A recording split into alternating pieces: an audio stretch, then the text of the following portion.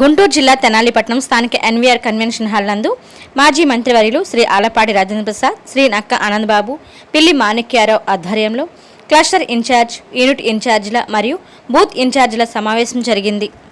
ఈ కార్యక్రమంలో పట్టణ పార్టీ అధ్యక్షుడు తాడిపోయిన హరిప్రసాద్, కార్యదర్శి కనకరాంబాబు, కుద్దూస్, తెనాలి మండల పార్టీ అధ్యక్షుడు కేసన కోటేశ్వరరావు, కొల్లిపర మండల పార్టీ అధ్యక్షుడు భీమవరపు చిన్నకోటిరెడ్డి, వంగా సామిరెడ్డి, రావి సూర్యకిరణ్ తేజ, జన్నాదుల మహేష్, పెండేల వెంకట్రావు, దోగుపర్తి విజయ్, గిరి గణేష్, అడుసుమల్లి వెంకటేశ్వరరావు, వెంకటరత్నం, బోయపాటి అరుణ, దివి అనిత, కొరిపాటి లక్ష్మి, జాస్తి సరళ, కంచర్ల ఏడుకొండలు, మల్లవరపు విజయ్, అత్తోట శరత్, కోపల్లి శ్రీను తదితరులు పాల్గొన్నారు.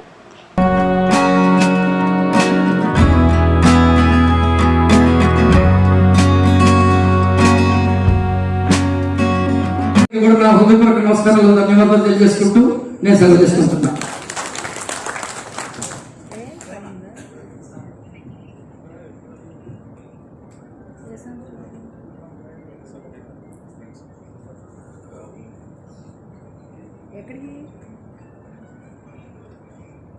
సామిరెడ్డి గారు చక్కగా ఆయన పరిధిలో ఎంతవరకు చెప్పాలో అంత చక్కగా మనందరం కూడా అర్థమయ్యేటట్టుగా చెప్పారు.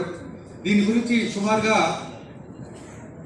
2 hours రాజా గారు కానీ, బాబు గారు కానీ, మాణిక్యాలరావు గారు కానీ దీని గురించి ప్రసంగించి మనందరికి అర్థమయ్యే విధంగా చేయాల్సిన అవసరం ఉంది. కాబట్టి మిగతా వారు తక్కువగా మాట్లాడి ఈ కార్యక్రమాన్ని జయప్రదం చేస్తారని కోరుతున్నాను. తర్వాత పెండే వెంకటరావు గారిని మాట్లాడవలసింది కోరుతున్నాం.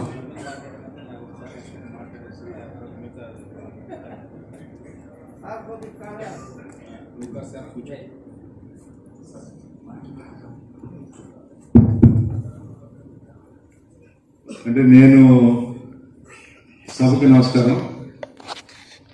ఈనాటి ఈ కార్యక్రమానికి అత్యంత ప్రాముఖ్యత కలిగినటువంటి సమావేశంగా నేను భావిస్తాను.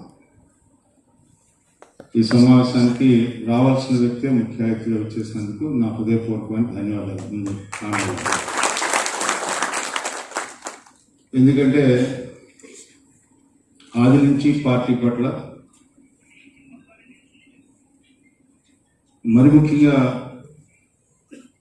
పార్టీ యొక్క సంస్థాగత అంశాల మీద పూర్తిగా అవగాహన ఉన్న వ్యక్తిగా మనం భావించాలి. ఆనందంగా ఉంది.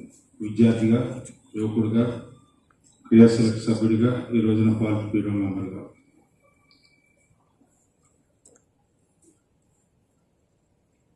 అదేవిధంగా వేదిక మీద ఉన్న వివిధ స్థాయిలో ఉన్నటువంటి పార్టీ నాయకత్వం, నియోజకవర్గ, అదేవిధంగా జిల్లా, రాష్ట్ర స్థాయిలో ఉన్న తెలుగుదేశం పార్టీ నాయకత్వానికి ఈనాటి ముఖ్య సమావేశానికి వచ్చేసినటువంటి సోదరిమణులకి, పాత్రికేయులకి పేరు పేరున నా హృదయపూర్వకమైన ధన్యవాదాలు జరుపుకుంటూ, ఈ సమావేశం ఏర్పాటు చేసుకోవడానికి కారణాలు ఏమిటి, మరి ముఖ్యంగా ఈ క్లస్టర్ విధానం ఏంటి, యూనిట్ విధానం ఏంటి, బూత్ విధానం ఏంటి అనే దానికి గతంలో కూడా మనం చాలా సందర్భాల్లో చర్చకి తెచ్చేవాళ్ళం. కానీ ఎన్నికల నిమిత్తం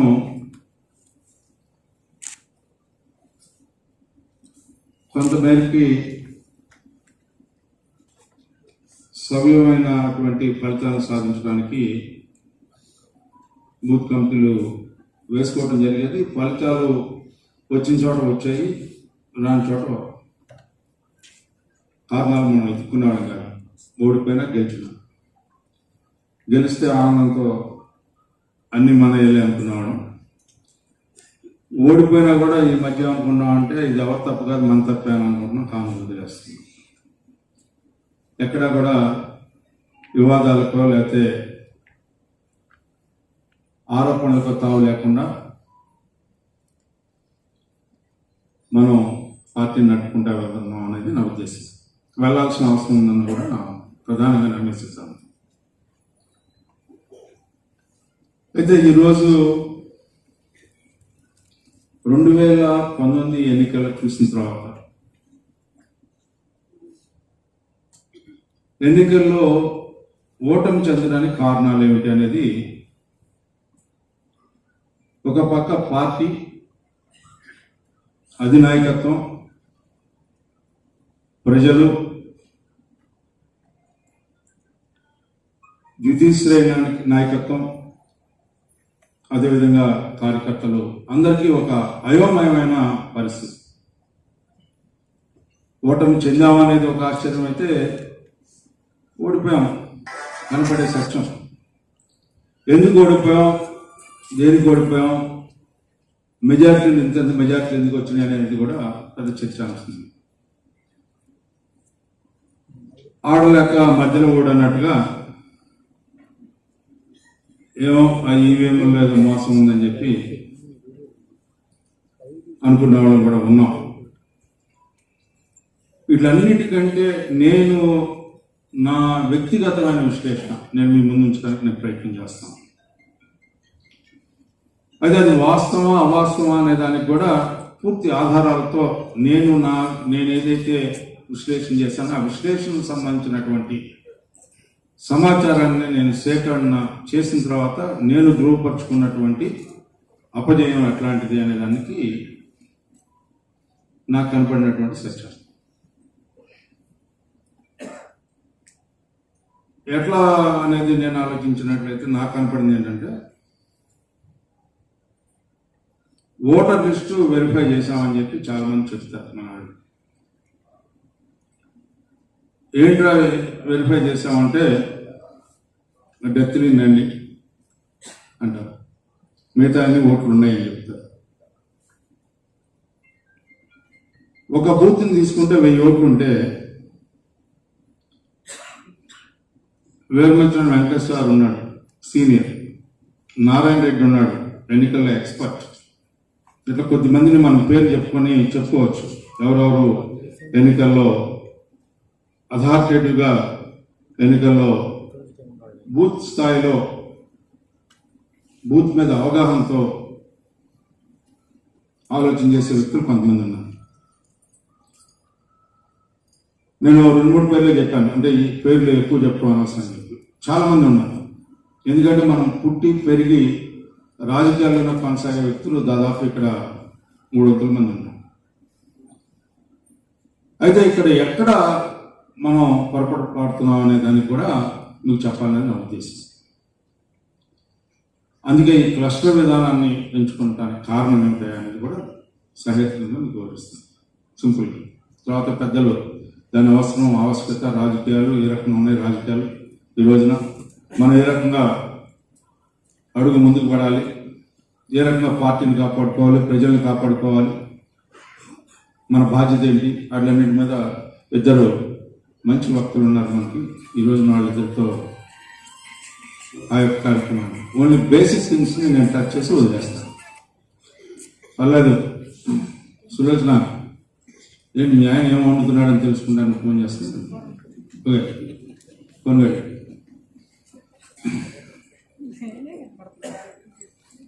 తల బాదుకుంటామేంటి, మనం వండితేనే ఎక్కడన్నా పక్కగా చెప్పడానికి ఏంటి. మరి ఆ రకంగా ఈ రోజున ఎన్నికల్లో ఓటింగ్ సరళి బూత్కి 1000 ఓట్లు మ్యాక్సిమం ఉంటే ఎక్కడన్నా 1100-1200 ఉండే బూత్లు చాలా తక్కువ. ఈ బూత్లో వెరిఫై చేసామంటే ఇదిగో ఈ 10 మంది చచ్చిపోయారు, 20 మంది చచ్చిపోయారు అని చెప్పి మిగతాదంతా రెడీ అంటారు. ఓట్లు పడేటప్పటికే 70%, 75%, పల్లెటూళ్ళు అయితే 80% పడుతుంది. మిగతా ఓట్లు ఊళ్ళో ఉంది ఓటు వేయలేదా, లేకపోతే ఊళ్ళో లేక ఓటు వేయలేదా అనేది ముందు కానీ తర్వాత కానీ విశ్లేషణ చేసేవాళ్ళు నేను చూడను.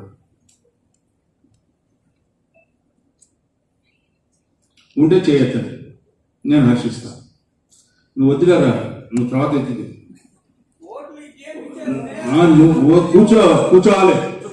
నువ్వు ఇక్కడ ఇవన్నీ కుదరదునా, కూర్చోవాలి.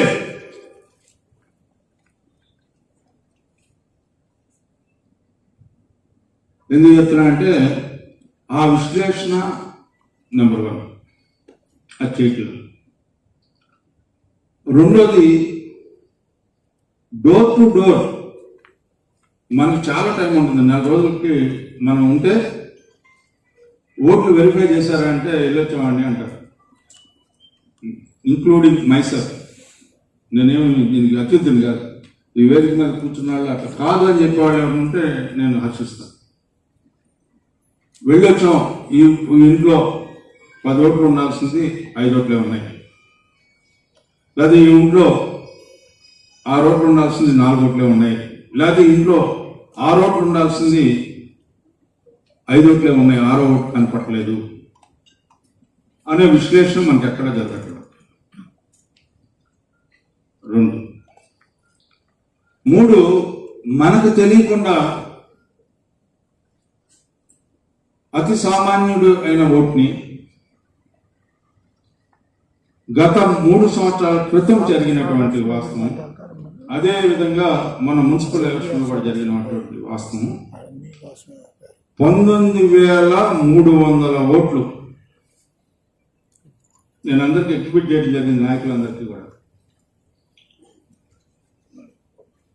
అంటే వంగసామిరెడ్డి గారు ఓటు 3 చోట్ల 4 చోట్ల ఉంటే గుర్తుపడతాం, లేకపోతే సత్యం అనే ఓటు ఉంటే 3 చోట్ల 4 చోట్ల ఉంటే గుర్తుపడతాం, లేకపోతే శివమ్మ ఓటు 3 చోట్ల 4 చోట్ల ఉంటే గుర్తుపడతాం. ఎక్కడికైనా ఈ బూత్ నుంచి ఆ బూత్కి వెళ్ళి పక్క బూత్కి వెళ్తే, ఇక్కడ అతి సామాన్యుడి ఓటు 3 చోట్ల 4 చోట్ల మినిమం 2 చోట్ల ఉండేలా చేస్తున్నారు. అంటే సపోజ్ 3వ వార్డులో ఓటు ఉంది, 3వ వార్డులో ఎవరికైతే ఒక పుల్లయ్య అనే వ్యక్తికి ఓటు ఉంది, మళ్ళీ అదే పుల్లయ్య అనే ఓటుని 8వ వార్డులో చూపిస్తున్నారు.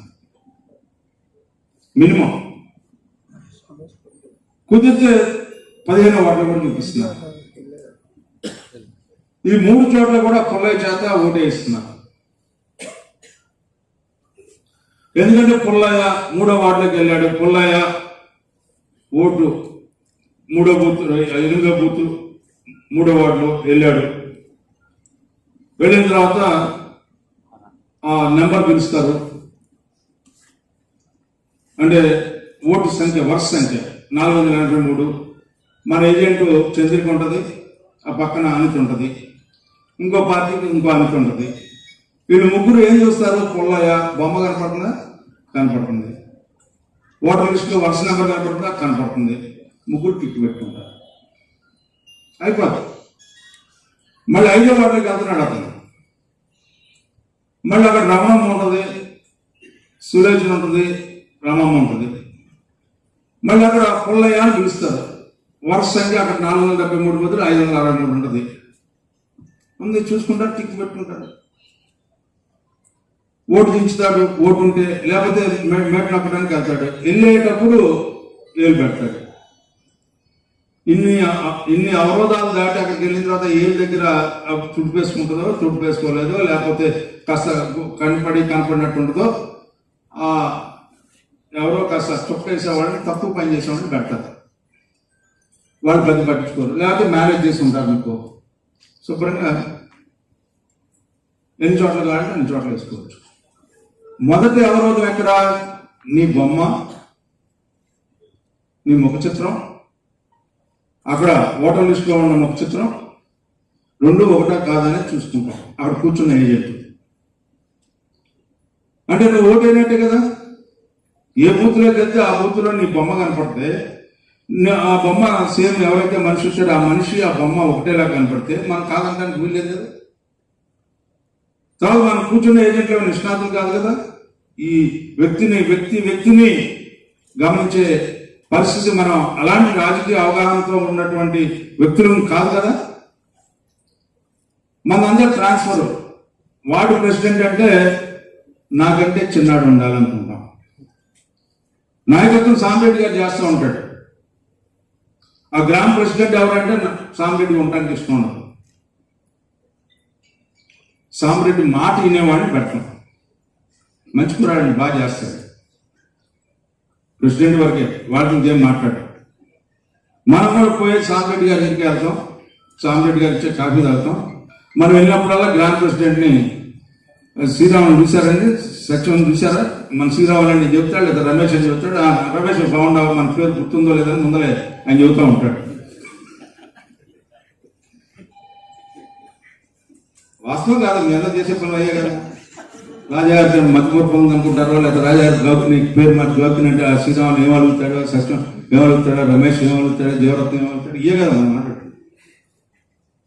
అంటే భ్రమలో బతుకుతున్నాం అనే దానికి నేను ప్రయత్నం చేస్తున్నాను. భ్రమలో బతకవద్దు అని చెప్పడానికి నా ప్రయత్నం. వాస్తవాల్లోకి వెళితే, ఎందుకంటే భారతదేశ రాజకీయాల్లో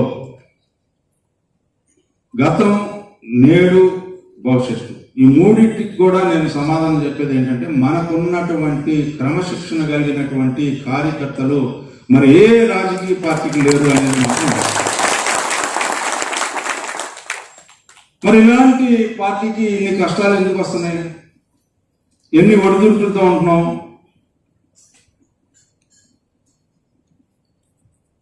కారణం ఏమిటంటే, మనం పనిచేసే సందర్భాన్ని, పనిచేసే విధానాన్ని, పనిచేసే పందాన్ని ఎన్నుకునే దాంట్లో ఎక్కడో మెతక వైఖరి ఉంది మనకు. ఇంకా ట్రెడిషనల్గా మనం ఆలోచిస్తా ఉన్నాం. ఇంకా ఏమన్నా మాట్లాడితే మా హీరో అంటాడు, ఏంటండి ఈ టెక్నాలజీ ఇదంతా. మనం ట్రెడిషనల్గా మనకు పందా ఉంది కదా, పందాలకు పోతే ఓట్లు వస్తాయి అన్నట్టు చెప్తుంది. అంటే ట్విస్టింగ్ ఎక్కడ జరుగుతుంది అనేది కూడా మనం అవతలాన్ని కూడా అసెస్ చేయాలి. మీ బలం ఒక్కటే రాజకీయంలో సరిపోదు. అందుకని నేను చాలాసార్లు చెప్తూ ఉంటాను, 100 మంది ఉన్నాడు గొప్పవాడు కాదు రాజకీయంలో. 100 పక్కన ఇంకొక 3, 4 ఓట్లు చిన్న వర్గం ఉంటే ఆ వర్గాన్ని కూడా కలుపుకొని వెళ్ళగలిగినప్పుడు రాజకీయం జరిగింది అని చెప్పి నాకు తెలుసు. మనకేంటంటే ఆ 100 మంది ఉన్నాడనే రోజు గౌరవించడం మాట్లాడతాం. 3, 4 ఇప్పుడు అన్నట్టుగా నేను ఉన్నాను సార్ అంటే అర్థం మాట్లాడతా అంటే కూర్చుంటాను. అది కూడా అవ్వలేదనుకో అర్థం చెప్పు, మొదటిగా చెప్పాలి, నువ్వు వెళ్ళలేదు కదా కూర్చో ఏంటి. మరి ఆ రకంగా మన వ్యవహార స్థాయి పందా మారాలి. మనం ఏమన్నా అంటే అసలు ఏది ఎప్పుడు రాజాగారు రాళ్ళని గుర్తిస్తాడు, వీళ్ళు గుర్తించలేదు, లేదా బలం లేనానికి అవకాశం ఇస్తూ ఉంటాడు. ఆ బలం లేనాని మీద పిలిచి మాట్లాడుతూ ఉంటాడు. అసలు బలం కదా మనం కదా, అందరం పార్టీ. చంద్రబాబు నాయుడు గారికి ఒకే ఓటు ఉంది, ఆనందబాబు గారికి ఒకే ఓటు ఉంది, మాణిక్యాలరావు గారికి ఒకే ఓటు ఉంది, చంద్రకి ఒకే ఒకటి ఉంది, వేరుమార్గం వెంకటేశ్వరకి ఒకే ఒకటి. అది ప్రజాస్వామ్యంలో ఉన్న గొప్పతనం ఏంటంటే, ప్రతి ఒక్కరికి ఒకే ఓటు, బలవంతుడికి ఒకే ఓటు, బలహీనుడికి ఒకే ఓటు. అందుకనే ఆ కోఆర్డినేషన్ అనేది, ఆ సహకరించుకోవడం అనేది, సహకారం అనేది, ఒకరికొకరు సహకరించుకునే విధానం, సమన్వయం అనేది మోస్ట్ రిలవెంట్, అంటే అత్యంత ప్రాధాన్యత కూడినటువంటి అంశం సమన్వయం చేసుకోవడానికి. ఇక్కడ మనం ఓటర్స్ని ఐడెంటిఫై చేసే విధానంలో. తర్వాత రెండోది ఏం చేస్తున్నారు, నేను ఒకటి చెప్పాను కదా, ఒక పంద డూప్లికేట్ ఓడి ఎట్లా కనిపెట్టాం మనం కూడా. ఎక్సెల్లో కొడితే పేర్లు కొడితే ఎంత పేర్లు గొప్పగా కొట్టుకున్నారు అంటే పేర్లు నాన్న కొద్దిసేపు కట్టేయాలి. వెంకటేశ్వర ప్రధానంగా ఏంటంటే వంగా సాంబరెడ్డి గారు రెండో చోట కూడా ఉందని తెలుసుకోవాలంటే దొరకట్లా. ఎందుకు దొరకలా? వంగా సాంబరెడ్డి అని ఉండదు, వంగ సాంబి రెడ్డి అని. ఒక చోట వంగా సాంబరెడ్డి అని కలిపి కొట్టేస్తారు. ఈ ఆల్ఫాబెటికల్ ఎర్రర్ మూలంగా 2 ఓట్లు ఉన్నాయా అనే దాన్ని గుర్తుపట్టడానికి కష్టమవుతుంది. ఎవరిదో ఒక మిత్రుడు సహకారంతో మనకి బయటకు వచ్చింది. ఏమిటి? ఫేస్తో మనకు ప్రింటింగ్ వస్తే దాన్ని మనం ఐడెంటిఫై చేస్తే ఈయన బొమ్మతో కూడినటువంటి ప్రింట్స్ని తీస్తే ఈయనకి ఎన్ని ఓట్లు ఉన్నాయనేది వచ్చింది. ఆ రకంగా 19,300 ఓట్లు మనకు తేలి. దాన్ని తీసుకెళ్ళి మనం సబ్ కలెక్టర్ గారికి ఇచ్చాం. ఇవ్వటమే కాకుండా 2018 నుంచి ఎన్ని ఓట్లు తీశారు, ఎన్ని ఓట్లు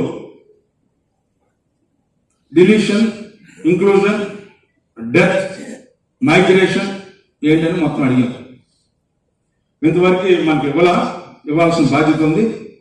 ఈ మధ్య ఎక్కడ పడితే అక్కడ చెరువులు చదువుతుంటే ఈ చెరువుల గురించి చెప్పి అమ్మా మీకు ఒక ఫైల్ ఇచ్చాను, ఆ ఫైల్ ఎక్కడైతే ఏంటండి మనకైతే ఇంకా ఇవ్వలేదు. కానీ ఈ నేపథ్యంలో ఆమె ఏం చేసిందంటే మొత్తానికి state wide chief election commission of India కూడా పెట్టేటప్పటికి దాన్ని ఐడెంటిఫై చేసి ఈ సిస్టంలో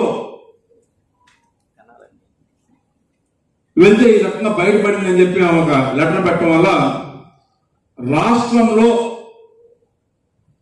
25 లక్షల ఓట్లు ఆ రకంగా ఉన్నట్టుగా తేలి. మన యొక్క గెలుపు 2014-19లో మన యొక్క 2014లో మనం గెలిచిన ఓట్ల శాతం మనం చూసుకున్నట్లయితే మనకిను వైసీపీకి కేవలం మనం ఎన్ని సీట్లు గెలిచాం అప్పుడు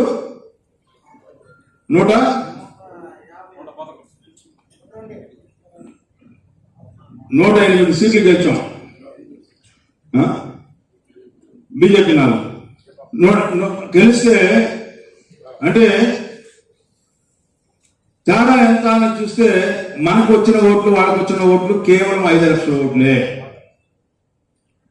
అంటే ఈ రోజున 25 లక్షల ఓట్లు ఆ రకంగా డబుల్ ఎంట్రీలు, ట్రిపుల్ ఎంట్రీలు, ఫోర్బుల్ ఎంట్రీలు ఉంటే ఎంతెంత మెజార్టీలు వస్తాయో నేను చెప్పాల్సిన అవసరం మీరే అర్థం చేసుకోండి. దీంతో పాటు ఇంకో విచిత్రం ఏం చేశారు, మనకి ఉండాల్సిన ఓట్లు బూత్ వైజ్ గా ఒక్కొక్క బూత్ లో 50 నుంచి 100 ఓట్లు తీశారు. అంటే 10,000 నుంచి 10,000 ఓట్లు పోయిన వాళ్ళు ఉన్నారు నియోజకవర్గాలు. ఆ రకంగా చూసుకుంటే ఇది ఒక 10,000 నుంచి ఇది ఒక 19,000-29,000 ఓట్లు నువ్వు కోల్పోతే ఎంత మెజార్టీ రావాలి నువ్వు ఊహించుకోండి. అయినా కూడా మనకి జనసేన ఓట్లు వచ్చిన దానికంటే అలా తక్కువ వచ్చింది. ఇదే 2014లో మనకి ఆ రోజున కాంగ్రెస్ వైసీపీ కలిపితే మనకంటే తక్కువ వచ్చింది. మీకు ఒక విశ్లేషణ చెప్తున్నాను. అంటే ప్రధానంగా ఇక్కడ ఓటర్ లిస్టు ఓట్లు అధ్యయనం చేసే విషయంలో కానీ ఓట్లని మీరు కరాఖండిగా ఏ ఓటు ఉంది ఏ ఓటు లేదు అనేది తెలుసుకునే విషయంలో కానీ ఓట్లు చేర్చుకునే విషయంలో కానీ ఓటు ఎక్కడికి వెళ్ళింది, ఇంట్లో ఓట్లు ఎన్ని ఉండాలి ఎన్ని ఉన్నాయి అనేది నిక్కచ్చిగా తెలుసుకునే విధానంలో కానీ చేయాలి అంటే 100కి 1 ఉండాలి అనేది మనం నిర్ణయించుకున్నటువంటి విధానం. ఆ 100కి 1 ఉండాలి అంటే ప్రతి 100కి మీద ఒక బూత్ ఒక 1000 ఓట్లు ఉంటే 10 మందిని ఏర్పరచుకొని బూత్ కన్వీనర్ గా ఎవరు ఉండాలి? నేను ఇక్కడ అడుగుతా ఉన్నా. చాలా మంది ప్రముఖులు ఉన్నారు ఇక్కడ. కాంతరారు మీరు బూత్ కి ఎక్కడైనా ఉన్నారా? మరి బాధ్యత కలిగిన వ్యక్తి ఆయన లేడు. రాంబాబు నువ్వు ఉన్నావా? సత్యంబాబు నువ్వు ఉన్నావా? ప్రసాద్ నువ్వు ఉన్నావా? ఒకడున్నాడు. వేణు నువ్వు ఉన్నావా? ఆయన రాష్ట్ర పార్టీ నాయకుడు. విజయబాబు నువ్వు ఉన్నావా? ఒకడు ఉన్నావు. అంటే నేను ఎందుకు చెప్తున్నా అంటే ఇప్పుడు 5 అడిగితే పినరాడు మీరు ఉన్నారా? లేరు కౌన్సిలర్. అంటే ఒక 10 మందిని అడిగితే ఒక్కళ్ళు ఉన్నారు. బాధ్యత కలిగినటువంటి వ్యక్తులు ఎంతమంది ఇందులో ఉన్నాము అనే దాన్ని మనం విశ్లేషణ చేసుకుంటే మన బాధ్యత తీసుకోవటం, మన బాధ్యతను ఇంకొకరి మీద భుజం మీద పెడుతున్నాం. అదే మనం బాధ్యత తీసుకున్నాం అనుకో, ఇక్కడ మనకు 275 బూతులు ఉన్నాయి ఈ నియోజకవర్గంలో. ఈ హాల్లో 500-600 మంది కూర్చున్నాం. 275 మంది ఈ వేదిక మీద కూడా కూర్చున్నాం. మన బూత్ కన్వీనర్ ఉంటుంది. నన్ను బూత్ కమిటీకి ఏమన్నా వేశారు లేదా నాకు తెలియదు. విజయ్ వేశారు. 11వ వార్డులో ఒక బూత్కి నన్ను ప్రెసిడెంట్గా కట్టమన్నా. మరి రెడ్డి గారు నవ్వుతున్నాడు, ఏదో మమ్మల్ని అందరూ పిచ్చాన్ని చేస్తున్నావా? నువ్వు కూడా రాయించుకున్నావా? నేను రాయించుకున్నాను తెలిసి రాయించుకున్నావా? నేను రాయించుకున్నాను తెలిసి రాయించుకున్నాను. అంటే నేను ఎందుకు చెప్తున్నానంటే, this is a challenge election. న్యాయానికి అన్యాయానికి జరిగే పోరాటం, ధర్మానికి అధర్మానికి జరిగే పోరాటం, నీతికి అవినీతికి జరిగే పోరాటం, నిత్యం మనం బాధలు పడేదానికి విముక్తి జరిగే పోరాటం, విముక్తి కోసం పోరాటం. అంటే ఈ విముక్తి కోసం పోరాడేటప్పుడు మనం బాధ్యులు అవ్వాలి అనేది నా బాధ. ఇవాళ శ్రీరాములో లేకపోతే రమేషో నేనో లేకపోతే ఏది మన బ్రహ్మాండంగా మాట్లాడతాడు నాకంటే జీవరత్నం ఉన్నాడు అంటే పిట్లవాళ్ళ పైన ఉంటాడు. అంటే ఎందుకు చెప్తున్నానంటే, ఇవాళ మీ నాయకత్వం ఎలాంటిదంటే దమ్ముగల నాయకత్వం మీది. ఎక్కడ కూడా పొరపాటు చేయనటువంటి నాయకత్వం, పార్టీ పట్ల పూర్తిగా అవగాహన ఉన్న నాయకత్వం.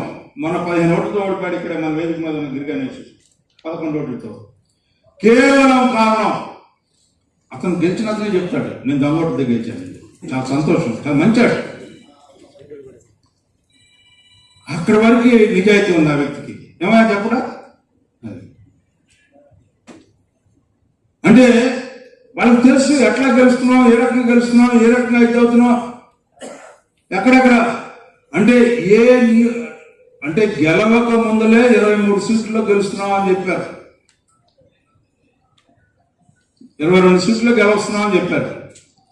గెలవక ముందులే మేము 2 సీట్లు గెలుస్తున్నాం అని చెప్పారు. పందాలు అంటే ఎంత పర్ఫెక్ట్ అవగాహన. ఇంకెందుకు ఒక్కొక్క నియోజకవర్గంలో 25,000 ఓట్లు ఇటు పడే అటు వేస్తే, లేకపోతే ఇటు పడే పడకుండా చేస్తే ఇంకా ఎవరు దానికి ఇంకా నువ్వు ఏ రకంగానో కష్టపడి దొర్లు ఫలితం. అందుకనే ఇవాళ బూత్లో 275 ఆయన విశ్లేషణ చేయడానికి వచ్చాడు వాడు ఆనందబాబు. ఈ 275 మంది ఎవరు? ఈ 275 లీడ్ చేసే 25 మందో లేకపోతే 30 మందో ఎవరు? 55 మంది అనుకుంటా. 55 మంది ఎవరు? ఈ 55 లీడ్ చేసే 11 మంది ఎవరు అనేదానికి లేకపోతే ఊరినే పూర్తి మంత్రంగా ఏంటి నేను పెత్తనం చేసేవాడిని, నా కింద ఏదో బఫేదార్ ఇటు పెట్టుకుంటూ వెళ్ళాను అనేది విశ్లేషణ చేయడానికి వచ్చాడు సెంట్రల్ పార్టీ ఆఫీస్. నేను కోరుకునేది ఏంటంటే, ఇప్పుడైనా సరే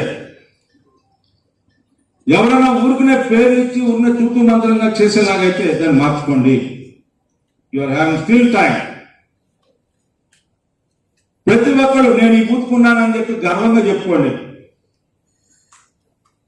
మా సీన్ రోజు పేపర్లో మాట్లాడుకున్నాడు, బూతుకున్నాడో లేదో నాకు తెలియదు. Thank you. ఎందుకంటే షరతు ఉన్నాడో లేదో నాకు తెలియదు. బూతులకు ఉండాలి, మనం ప్రతి బూత్కి మనమే ఉండాలి. మన కింద 10 మంది సైనికులు మీరు తయారు చేయండి. మీరు ఏ బూత్కి అయితే ఉన్నారో ఆ బూత్ కింద మీరు 10 మంది సైనికులు ప్రతి 100కి తయారు చేసుకోగలరు. మీరైతే 275 బూతులు ఇంటూ 10 2,750 మంది సుశిక్షితులైనటువంటి సైనికులు ఎప్పుడైతే మీ చేతిలో ఉన్నారో, తెలుగుదేశం పార్టీ చేతిలో, ఆటోమేటిక్గా తెలుగుదేశం గెలిచింది. అందులో డిస్ప్యూట్ కూడా లేదు. ఎందుకంటే ఎప్పుడైతే మీరు బూత్కున్నారో, మీ బూత్లో ఉన్న 30 కుటుంబాలు ఉంటాయి 100 ఓట్లకి. ఎవరైతే ఒక్కొక్కరు 30 కుటుంబాలు ఉంటాయి. ఆ ఒక్కరితో మీరు రోజు ఒక 5 నిమిషాలు మాట్లాడితే, ఎలా ఏంటాడు, ఇంటి పేరు ఏంటి, ఎవరెవరు ఉన్నారు, అక్కడ ఏం చేస్తున్నారు, ఆ కుటుంబంలో ఎవరు, మీకు మొత్తం ఆ 1000కు సంబంధించిన డేటా ఇవాళ మనం అనుకుంటే ఈ నెలలో కంప్లీట్ చేస్తే 2 సంవత్సరాలు మీరు ఆ 1000 మందితో ఆడతా పాడతా ఇవాళ ఈ యొక్క పార్టీ ఈ యొక్క ప్రభుత్వం చేసే దురాగతాలని, నష్టాలని, కష్టాలని, అవరోధాలని, అత్యాచారాన్ని, అగాధాలని అన్నిటి గురించి కూడా మీరు కూలంకషంగా డిస్కస్ చేయవచ్చు.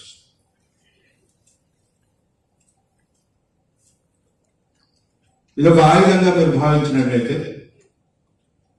బూత్ కమిటీకి కన్వీనర్ గా ఉండటం అనేది నా యొక్క పరపతికి సంబంధించిన అంశంగా మీరు భావించినట్లయితే, నా అంటే మీ పరపతికి సంబంధించిన అంశంగా మీరు భావించినట్లయితే మీ అందరూ కూడా ఎవరైతే క్రియాశీలకమైన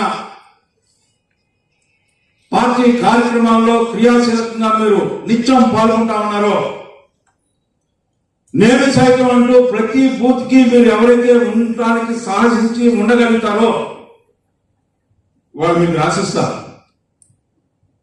మళ్ళీ 2 నెలలకి నా బూత్ లో ఇంత మెజార్టీ వస్తుందండి, ఇంత మెజార్టీ రాదు, లేకపోతే ఇంత డౌన్ లో ఉన్నాను అని చెప్పి మీ అందరికీ మీరు విశ్లేషణ చేస్తారు. మళ్ళీ 2 నెలల తర్వాత మనం ఈ మీటింగ్ పెట్టుకుంటే సిస్టమేటిక్ గా జరిగే విధానంలో కూడా దానికి మనం కంకణం కట్టుకుందామంటే అందరూ చేతులు ఎత్తండి, లేకపోతే ఇష్టం లేని వాళ్ళు చేతులు తెచ్చండి. చేతులు ఎత్తన వాళ్ళు కనబడతా ఉన్నారు. నేను వదిలాను, అర్థమైంది. అందరూ కనబడుతున్నారు నాకు. రైట్, చాలా సంతోషం. అందుకనే నేను ప్రాథమికంగా ఈ అంశాల గురించి మాట్లాడటానికి మాత్రం ఈరోజు మైక్ తీసుకున్నాను. మిగతా అంశాలన్నింటినీ కూడా దీన్ని ఉదహరించుకుంటూ మిగతా అంశాలను కూడా మాట్లాడతారని చెప్పి మిగతా వక్తలు సభా కార్యక్రమాన్ని యథాతథగా పెద్దలు పార్టీ అధ్యక్షులు, పట్టణ పార్టీ అధ్యక్షులు హరిప్రసాద్ గారిని సభను నడపవలసింది కోరుకుంటూ సెలవు తీసుకుంటాం. రాజేష్ గారు, మీ దగ్గర లెటర్ ఉందా? ఆయన ఏమంటే ఆయన కొనుక్కొని ఉంటాడు. మీకు ఒక కవర్ ఇచ్చాను, చూడరా విజయ్. ఎందుకంటే 10/6 మీ అందరూ కూడా ఎవరైతే బూత్ కమిటీల్లో కన్వీనర్ ఉన్నారో 273-75 బూతులకి మీ పేర్లు ఎవరైతే ఉంటారో ఇప్పుడు తిరిగి నమోదు చేసుకొని మండలంలో కానీ, కొలిపర మండలంలో కానీ, పట్టణంలో కానీ 270 బూతులకి బిఎల్ఓ అంటే బూత్ లెవెల్ ఆఫీసర్ గా మన పార్టీ తరఫున మీ పేరుని నేను ఇప్పుడు సబ్ కలెక్టర్కి ఇవ్వబోతున్నాను. ఎందుకంటే 19,300 ఓట్లు ఏ ఓట్లు అయితే ఉన్నాయో అనేది మీరు ఇక్కడి నుంచి వాళ్ళు ఇచ్చిన టైం లోపల మనకున్న అనుమానాన్ని నివృత్తి చేసుకోవడానికి, ఓట్లు ఉన్నాయో లేవో తెలుసుకోవడానికి, లేదా ఎక్కడ ట్రిపుల్ ఓటు ఉంది, ఎక్కడ డబుల్ ఓటు ఉంది, ఇవన్నీ కూడా మన దగ్గర ఇప్పుడు కూడా ఉన్నాయి. మనం ప్రింట్ తీసి ఉంచిపెట్టాం.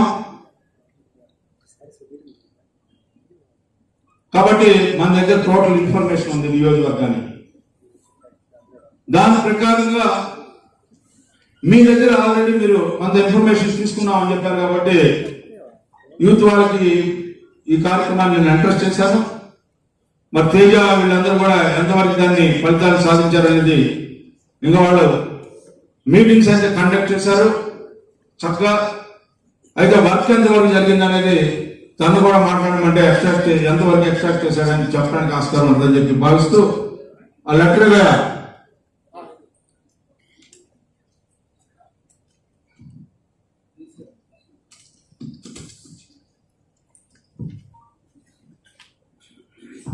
మీ నియోజకవర్గంలో బూతుల వారీగా బూత్ లెవెల్ ఏజెంట్లను నియమించవలసిందిగా 18/9/2021 తేదీన మీకు ఉత్తర్వులు పంపించాం.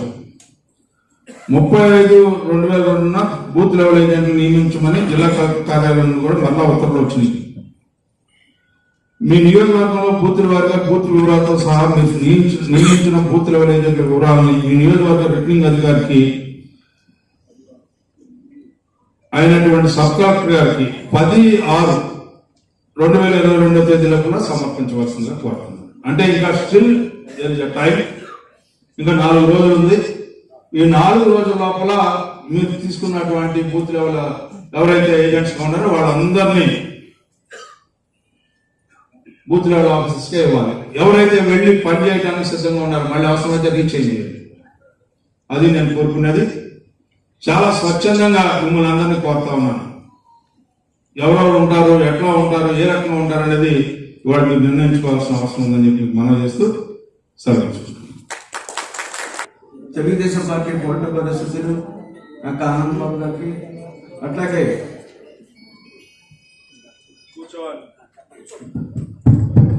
ఎవరు కూడా అడగదు. అదే ఇప్పుడే కదా నువ్వు రోజు అన్నావు, మళ్ళీ ఒక నిమిషం ఫోన్ ఆగలేకపోతున్నావు.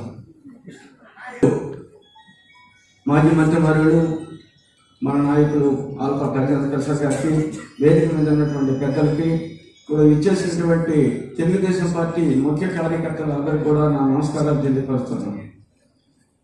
రాజా గారు చాలా విస్తృతంగా మాట్లాడాడు. మన పార్టీని ఎట్లా పటిష్టపరచుకోవాలో అనే విధంగా అన్ని కూడా మాట్లాడారు. కాబట్టి ఇంతకుముందు కంటే కూడా మహనాడు పెట్టిన తర్వాత మనవాళ్ళలో ఒకసారి ఎక్కువ పెరిగింది, కానీ పని తక్కువగా ఉంది. వాటర్ లిస్టులు ఒక్కసారి ఎంపిక చేయాలని అంటే అందరూ ఊగొడతారు, కానీ అక్కడికి వచ్చి పనిచేసేవాళ్ళు లేరు నాతో సహా. ఎందుకంటే నేను ఎప్పుడైతే అడిగి ఉంటానో మా వార్డులో 20 కానీ 21 కానీ ఏదైనా సరే నన్ను కనుక్కొని వస్తే నేను వార్డులో తిరగడానికి ఎప్పుడు సిద్ధంగా ఉంటానని మీ అందరికీ కూడా తెలియపరుస్తున్నాం. ఎందుకంటే పార్టీకి మనం పనిచేయాలి. పార్టీని కష్టపడి మనం పనిచేస్తే పార్టీ బ్రహ్మాండంగా గెలుస్తుంది. ఇప్పుడు ప్రతి వాళ్ళలో కూడా తెలుగుదేశం పార్టీ గెలుస్తుంది అనేది ఒక అందరికి కూడా అర్థమైపోయింది. అయితే మనం ఓటింగ్ విధానం, ఓటింగ్ చేయించుకోవడం ఎట్లా అనేది కూడా మనం చూసుకోవాలి. మనం అందరం కూడా ఒకసారి 2 సార్లు మళ్ళీ కలిసి ఓటర్స్ ని ఎక్కడైతే దొంగ ఓట్లు ఉన్నాయో వాటన్నిటిని కూడా మనం తెలియపరిచి ఈ ఓట్లు తీసేసే విధంగా మనం ప్రయత్నం చేయాలి. అందుకని మనం ఎలర్ట్గా ఉండాలి. ఈ 2 సంవత్సరాలు ఎలర్ట్గా ఉండి పార్టీని కాపాడుకుంటే బ్రహ్మాండమైన మెజార్టీతో మనకు ఇప్పుడు ఓటర్స్ ఉన్నారు. ఓటింగ్ చేయించుకోవడమే ముఖ్యం. ఎవరిని ఎదిరించినా కూడా ఈసారి తెలుగుదేశానికి ఓట్లు వేయాలి అనే ఒక ఆలోచన వచ్చింది. అందువల్ల మనందరం కూడా కొంచెం గట్టిగా పనిచేయాల్సిందిగా కోరుకుంటూ నాకు ఈ అవకాశం ఇచ్చిన పెద్దలకు ధన్యవాదాలు తెలుపుకుంటూ సెలవు. బూత్ లెవెల్ మీటింగ్ కార్యక్రమానికి ముఖ్య అతిథిగా చేసినటువంటి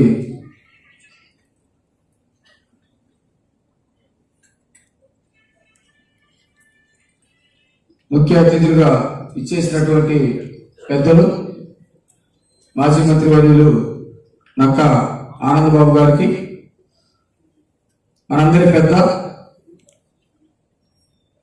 మాజీ మంత్రివర్యులు పెద్దలు ఆలపాటి రాజేంద్ర ప్రసాద్ గారికి, వేదిక మీద ఉన్నటువంటి మరి నియోజకవర్గ పెద్దలు, వివిధ స్థాయిలో ఉన్నటువంటి పెద్దలందరికీ, ఇక్కడ విచ్చేసినటువంటి మీ అందరూ కూడా ముందుగా నమస్కారాలు తెలియజేస్తా ఉన్నాను. రాజేంద్ర ప్రసాద్ గారు చాలా విషయాలు మాట్లాడారు. దయచేసి అందరూ ఇది మనసు పెట్టండి కొద్దిసేపు. ఇది చాలా ముఖ్యమైనటువంటి సమావేశం మనకి. ఈరోజు మనం దాదాపు ఈ 3 సంవత్సరాల్లో రోడ్ల మీద అనేకమైనటువంటి పోరాటాలు చేస్తా ఉన్నాం, ధర్నాలు చేస్తా ఉన్నాం, పికెటింగ్లు చేస్తా ఉన్నాం, పోలీసులతోటి గొడవ పడతా ఉన్నాం, మనల్ని చంపుతా ఉన్నారు, రాష్ట్ర వ్యాప్తంగా అత్యాచారాలు జరుగుతూ ఉన్నాయి. ప్రతిరోజు తెలుగుదేశం పార్టీ కార్యకర్తలను చంపుతా ఉన్నారు. మనం కూడా ఉద్యమాలు చేస్తా ఉన్నాం. ఎన్నికలకు సంబంధించినటువంటి విషయం మాట్లాడాలంటే ఈ విషయం మాట్లాడుతున్నారని అని చెప్పేసి ఎవరు అనుకోవద్దు. ఇంత జరుగుతున్న రాష్ట్రంలో జగన్మోహన్ రెడ్డి మాత్రం తాడేపల్లి ప్యాలెస్ లోనే కూర్చున్నాడు. అతనికి ఒక భరోసా, రోడ్డు మీద తెలుగుదేశం పార్టీ కార్యకర్తలు కానీ ప్రజలు కానీ ఎన్ని ఉద్యమాలైనా చేసుకోండి అని భరోసాగా కూర్చున్నాడని మనం అందరం అనుకుంటున్నాం. నాకు కూడా ఇప్పుడు ఒక అవగాహన వచ్చింది. వాస్తవానికి క్లస్టర్స్ మీటింగ్ సంబంధించి నేను 1-2 చోట్ల అటెండ్ అయ్యాను. రాజా గారు మాట్లాడిన తర్వాత చాలా అవగాహన వచ్చింది. ఇప్పుడు మనం ఏమనుకుంటున్నామంటే ప్రజల్లో వ్యతిరేకత వచ్చింది పథకాల విషయంలో. ఏదైతే జగన్మోహన్ రెడ్డి ఎన్నికలకు ముందు ఇచ్చాడో ఆ హామీలు ఏది కూడా నెరవేర్చాల. మద్యం, ఇసుక, పోలవరం, ప్రత్యేక హోదా, అమరావతి, ఇవన్నీ మనం అందరం ఆలోచిస్తుంది ఏంటంటే జనరల్గా ఇవన్నీ చేయలేదు కాబట్టి బాగా వ్యతిరేకత వచ్చింది. వ్యతిరేకత వచ్చింది కాబట్టి ఓట్లు మనకే పడతాయి, ఖచ్చితంగా మనం గెలుస్తాం. నెంబర్ 1 మన ధీమా. రెండో ధీమా, ప్రతిరోజు ఏ గొడవలైతే జరుగుతున్నాయో ఆ గొడవల మీద పెద్ద ఎత్తున ఉద్యమం చేస్తా ఉన్నాం.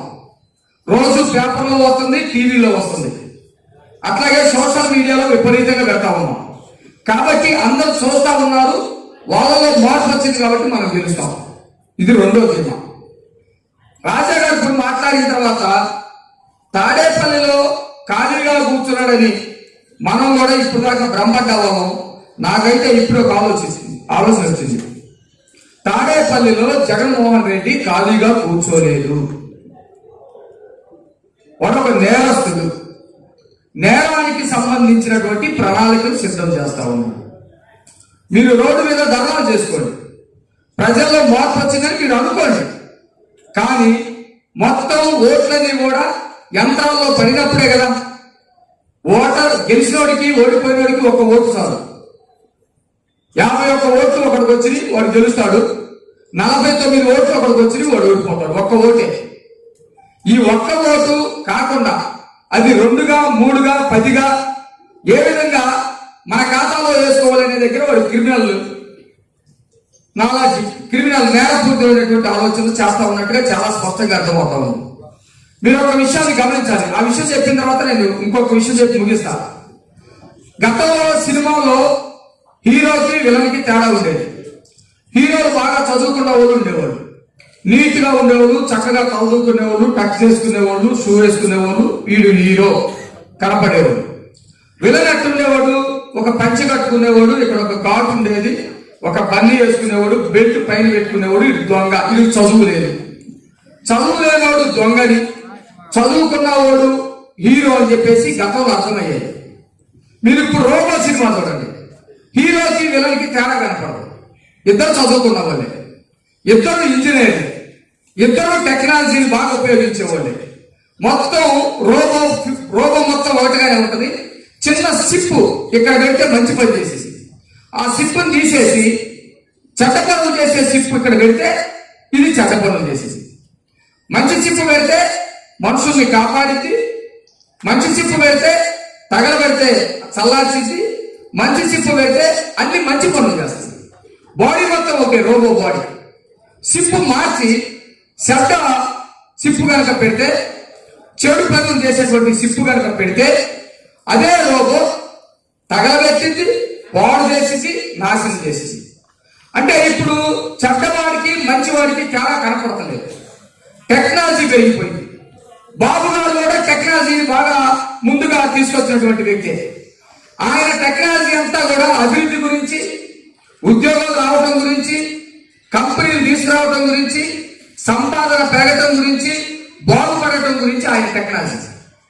వీడు ఆ టెక్నాలజీని వాడుతూ ఉన్నాడు. ఒక ఓటు ఇక్కడ నొక్కితే ఇంకొక చోట ఎట్లా పడాలి, ఇక్కడే పడినట్టు చూపించి పక్కన ఎట్లా ఓటు పడాలి. ఆ ఓట్లని ఇప్పుడు రాజా గారు చెప్పినట్టు ఒక ఓటు 4 చోట్ల ఎట్లా వేయచ్చు. ఆయన చెప్పిందే మళ్ళీ నేను ఉదాహరిస్తా. ఒక పేరు చెప్పాడు, మాణిక్యరావు. మాణిక్యరావు అనేది ఒకటే పదంగా ఉంటే ఒక పేరు, కంప్యూటర్ అట్లాగే చూపించింది. మాణిక్య స్పేస్ రావు రెండో పేరుగా చూపించింది. మణి క్యా రావు, మణి స్పేస్ క్యా స్పేస్ రావు, 2 పేరుగా చూపించింది. ఇక్కడ నాకు ఓటు వచ్చింది, మణికి ఓటు వచ్చింది, మాణిక్యరావుకి ఓటు వచ్చింది, మాణిక్య స్పేస్ రావు ఇంకొక ఓటు వచ్చింది. ఎక్కడా కనపడదు. అంటే టెక్నాలజీ ఆధునిక నేరస్తుడు జగన్మోహన్ రెడ్డి.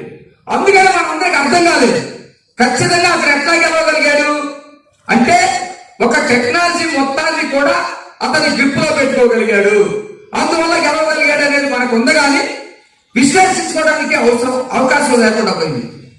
ఎట్లా సాధ్యమేనా నేను అంటున్నా, అంటే నాకున్న నాలెడ్జ్లో నేను చెప్తున్నా సాధ్యమే. ఒకప్పుడు విమానం తయారు చేసినప్పుడు విమానం ఎక్కి ఒకడు వెళ్ళేవాడు, డ్రైవింగ్ చేస్తా విమానం కూలేది చచ్చిపోయింది. ఆ విమానం బరువు ఒక 2 క్వింటాలు ఉండేది. ఇప్పుడు 50 క్వింటాలు ఉన్న ర్యాకెట్ పైకి వెళ్తుంది, దాంట్లో మనుషుడు కింద చేతిలో చిన్న రిమోట్ పెట్టుకుంటాడు.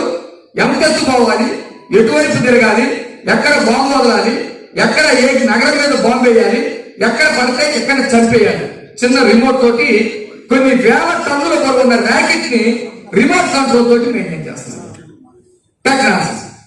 ఈ టెక్నాలజీ మొత్తం కూడా అంటే వీడు మొదటి నుంచే దొంగ కాబట్టి 10వ తరగతి పేపర్లు ఎత్తుకెళ్ళినోడు, పాస్ కాకుండానే పాస్ అయినట్టు చూయించుకున్నవాడు, ఎక్కడ పక్క దేశంలో చదివినట్టు చదవకుండానే చెప్పుకున్నవాడు కాబట్టి దొంగ కాబట్టి టెక్నాలజీని ఉపయోగించుకుంటా ఉన్నాడు. మనం అందుకనే రోడ్డు మీద నాకు అర్థం కదా రాజాగారు చెప్పేంత వరకు రోడ్డు మీద ప్రతిరోజు ఉద్యమాలు చేస్తున్నాం. ప్రజల్లో మార్పు వచ్చిందని సంకలు కొట్టుకుంటున్నాం. ఫేస్బుక్ లో వ్యూస్ చూసి చాలా గొప్పగా మార్పు వచ్చింది గెలుస్తాం అనుకుంటున్నాం. ఇప్పుడు ఆ భయం కూడా వేసింది. అంటే మనం ఎంత చేసినా వాడు ఆ టెక్నాలజీ తోటి ఈ మొత్తం ఫార్మెట్ మార్చి, ఎన్నికల ఫార్మెట్ మార్చి దేవాలయం పొద్దున గెలవచ్చు, ఖచ్చితంగా గెలవడానికి అవకాశం ఉంది. అందుకనే వాడు ఒక 50 ఇళ్ళకి ఒక వాలంటీర్ పెట్టుకున్నాడు. ఆ 50 ఇళ్లలో ఏ ఇంటి పేరుతో ఉన్నారు, ఎవడు మనకు అనుకూలంగా ఉంటాడు, వ్యతిరేకంగా వెళ్తాడు, ఎవడు చదువుకున్నవాడు, చదువుకోలేనాడు, ఎవడు తాగుతాడు, ఎవడు ఉదయం నుంచి సాయంత్రం దాకా వెళ్తాడు, ఎవడు మధ్యలో తాగి వదిలేస్తాడు, ఎవడికి డబ్బులు ఇస్తే మన వైపు వస్తాడు, డబ్బులు ఇస్తే వాడు పిల్లల్ని వాడు బట్టి మొత్తం శాతం ఓట్లేస్తాడని మొత్తం ఇన్ఫర్మేషన్ తీసుకుంటాడు. మనం అది తీసుకోవట్లేదు. మనం రోడ్ల మీద ఉద్యమాలు మాత్రమే చేస్తున్నాం, రోడ్ల మీద ధర్నాలు మాత్రమే చేస్తున్నాం. దీంతో ఎన్నికల్లో నెగ్గుతామని చెప్పేసి భ్రమలో ఉంటామని చెప్పేసి అర్థమవుతాము. ఇప్పుడు మనం దీని మీద కూడా దృష్టి పెట్టాలి.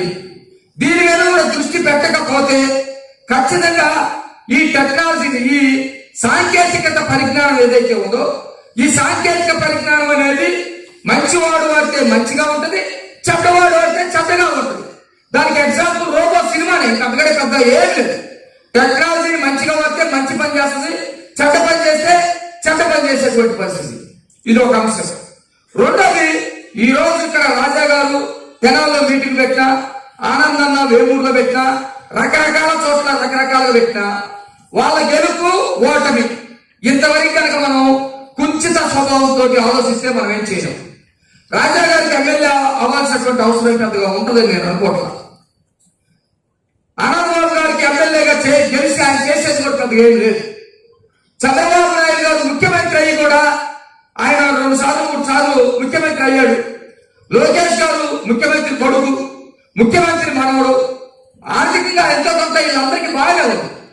కానీ ఈ రాష్ట్రంలో ఉన్నటువంటి ఎవరైతే ఉన్నారో ఎస్సీలు, ఎస్టీలు, బీసీలు ఆర్థికంగా ఎనగబడినటువంటి వాళ్ళు, వాళ్ళ పిల్లలకి ఒక్క ఉద్యోగం వస్తే బాగుండు, ఆ కుటుంబం మొత్తం రాబోయే తరాలైనా మారతాయి అనుకునేటువంటి వాళ్ళు, నా జీవితం మొత్తం మీద ఒక్క ఇల్లైనా గట్టిని కట్టుకుంటే బాగుండు అనుకునేటువంటి వాళ్ళు, నా పిల్లలు ఇప్పుడైనా నా తరతరాలు చదువులేదు, నా పిల్లడైనా మంచి చదువుకోవాలనుకునేటువంటి వాళ్ళు, ఇక ఈ రాష్ట్రంలో అలాంటి ఎటువంటి కోరికలు లేకుండానే పూర్తిగా ఈ రాష్ట్రం అంతరించిపోతుంది.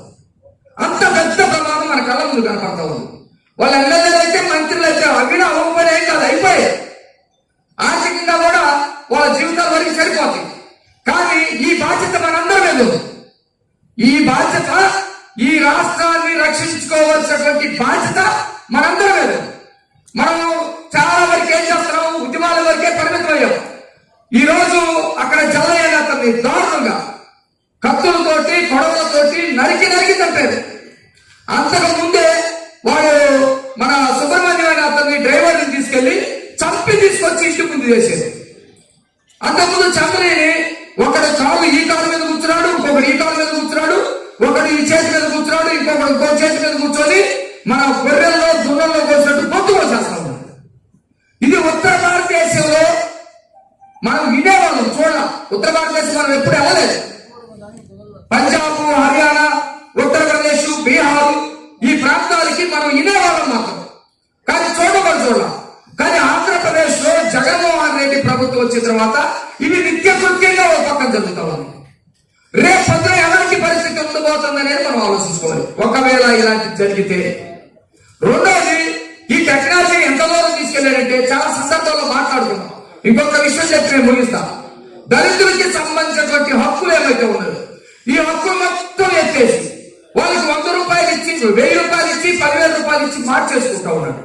వీటన్నిటికీ ఏమైందంటే వీళ్ళకి కోపం వచ్చినా బాధ వచ్చినా ఏం చేసినా ఓట్లు వేయించుకునేటువంటి టెక్నాలజీ నా దగ్గర ఉంది, ఓట్లు వేయించుకునేటువంటి పరిస్థితి మొత్తం నా దగ్గర ఉంది, నేను ఆ విధంగా ముందుకెళ్తాననే ధైర్యం ఉన్నది.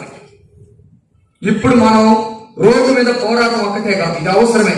ఇది నిరంతరం ప్రజల్లో చైతన్యం తీసుకురావడం కోసం ఇది చేయాల్సిందే.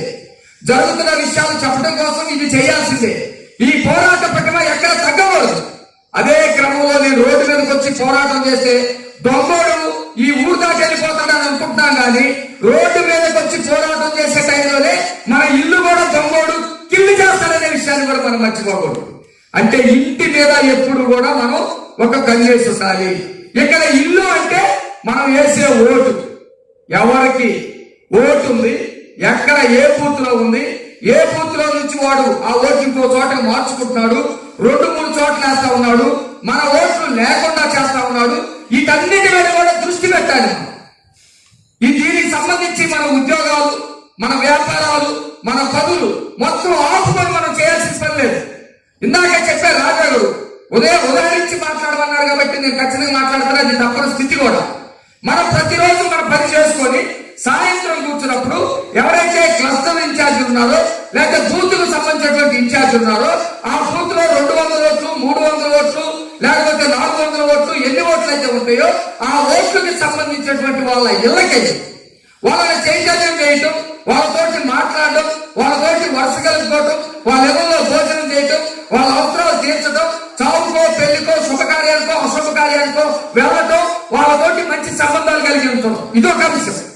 రెండవది, వీటికి సంబంధించినటువంటి ఓట్లు మనం తీసేసే కార్యక్రమం, అట్లాగే మన ఓట్లని మార్చే కార్యక్రమం, వాళ్ళకి సంబంధించినటువంటి ఒక ఓటరు 2 చోట్ల 3 చోట్ల 4 చోట్ల ఓట్లు వేసే కార్యక్రమం, ఇవి 2 జరుగుతుంది. మన ఓట్లు తీసేస్తాం. చివరికి మనం వెళ్ళి బూత్ లో చూస్తే మన ఓటు ఉండదు. అక్కడికి వెళ్ళిన తర్వాత ఆ బూత్ ఈ బూత్ తిరిగేసరికి టైం అయిపోతుంది, మనం ఓటు వేయాలి. ఒకటి నష్టం. రెండోది, వాడు ఒక ఓట్లే 5వ ఓట్లు 5వ బూత్ లో వేపిస్తాడు, 10వ బూత్ లో వేపిస్తాడు, 44వ బూత్ లో వేపిస్తాడు. అంటే 3 చోట్ల ఓటు పడుతుంది. ఇలాంటి టెక్నికల్ విషయాలన్నిటిని కూడా మనం దృష్టిలో పెట్టుకోవాల్సినటువంటి అవసరం ఉంది. వీటన్నిటి మీద మనం దృష్టి పెట్టకుండా కేవలం రోడ్ల మీద ఉద్యమాలు చూడటం లేదా మీటింగ్లు పెట్టుకునే దాని దగ్గరకు ఉంటే మాత్రం ఈ ఆధునిక నేరస్తుల్ని మాత్రం ఖచ్చితంగా మనం ఎదిరించలేనటువంటి పరిస్థితి. దాన్ని దృష్టిలో పెట్టుకొని ప్రతి ఒక్కరు కూడా ఎవరైతే ఇప్పుడు క్లస్టర్ ఇన్ఛార్జ్ చేస్తా ఉన్నారో, బూత్ ఇన్ఛార్జ్ చేస్తా ఉన్నారో వాళ్ళందరూ కూడా వాళ్ళతోటి సంబంధాలు పెట్టుకొని అట్లాగే టెక్నికల్ గా కూడా ప్రతిరోజు రాజాగారు అవన్నీ కూడా చూడగలుగుతారు. ప్రతిరోజు ఆ ఓట్లు ఎన్ని ఉన్నాయి, ఎన్ని పోతున్నాయి, ఎక్కడ పెట్టారు, ఏ ఇంటి పేరు తోటి మార్చారు, ఏ విధంగా ఏ చోటకి మార్చారు, ఇవన్నీ కూడా ఎప్పటికప్పుడే చెక్ చేసుకుంటే తప్ప. అంటే యుద్ధంలో మనం ఉన్నాం. ఇక్కడ నీతిగా ఉన్నటువంటి వాడు అవతల యుద్ధం చేయట్లేదు. నీతిగా ఉంటే ఉదయం 9 గంటల నుంచి సాయంత్రం 5 గంటల వరకే యుద్ధం జరిగింది. చీకటి వరకే యుద్ధం చేయడానికి వీల్లేదు, పెద్దలకు తెలుసు. ఆ యుద్ధం నీతి దాచేస్తారు. కానీ వీడు నీతి లేని నేరస్తుడు ఎప్పుడు ఎట్లయినా యుద్ధం చేస్తాడు. నీ యుద్ధం విరమింపజేసామని చెప్పి మనం పండుకున్న తర్వాత కూడా వాడు యుద్ధం చేసేటువంటి అవకాశం ఉంది. అంటే ఈ టెక్నాలజీ తోటి లేదా ఈ దొంగ ప్రేరేపణతో ఈ డబ్బులు ఇచ్చి ఇలాంటి పద్ధతులన్నిటి ద్వారా ఏ పద్ధతిలోనైనా చేసుకునేటువంటి అవకాశం ఉంది. ఇది చాలా పెద్ద ప్రమాదం. మనం నిరంతరం అప్రమత్తంగా ఉండాలి. విజయం సాధించేంత వరకు ఒళ్ళు దాచుకోకుండా ఆలోచన మారకుండా పని చేయగలిగితేనే విజయం సాధిస్తామనే సంగతి మీ అందరికీ తెలియజేస్తూ అవకాశం ఇచ్చిన పెద్దలందరూ కూడా నమస్కారం తెలియజేస్తూ ముగిస్తాము. దీంట్లో వాట్సాప్లో వచ్చింది ఈ ఓట్ల విషయం. 75 ఏళ్ళ ముసలాయన ఓటేయడానికి వెళ్ళాడు. ఆయన ఓటేయడానికి వెళ్ళగానే ఆ బూత్లో కూర్చున్న ఇందాకే మీ ఆవిడ ఇచ్చేసింది ఓటేసింది. మా ఆవిడ వచ్చిందా, అయ్యో నేను కొద్దిగా ముందొస్తే మా ఆవిడని చూసే భాగ్యం కలిగేది కదా అంటే, అదేంటి రోజు మీ ఇద్దరు కలిసి ఉంటలేదా? మా ఆవిడ చచ్చిపోయి 15 ఏళ్ళు అయింది.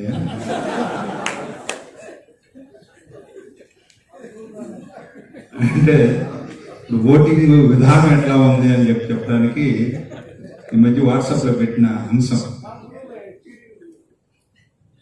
మీ అందరికీ ఉన్నే జోక్ అయినా కూడా ఇవాళ ఉన్న సిస్టము ఆ రకంగా దుర్వినియోగం అవుతుందని చెప్పి చెప్పుకోవడానికి ఇది ఒక ఉదాహరణ.